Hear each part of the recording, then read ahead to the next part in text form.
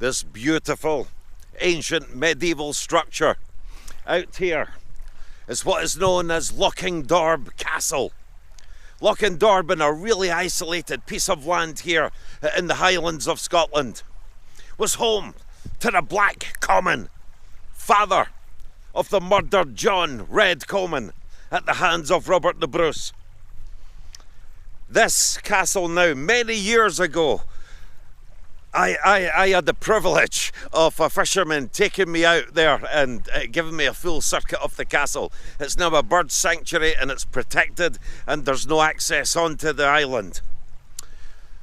There was access to this island in the year 1303 when King Edward I came here and used his draconian methods to have every Scottish leader and nobleman come to this area, go out there and bend their knees and swear fealty to him. Lochindorb, Gaelic for Loch of Trouble,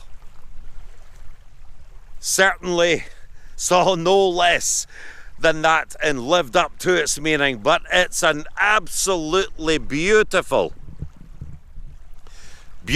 piece of country.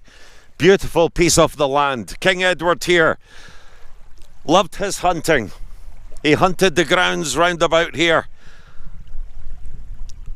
But you can imagine the leaders coming here, family by family, chief by chief, and going out there and swearing fealty to Edward I as their overlord.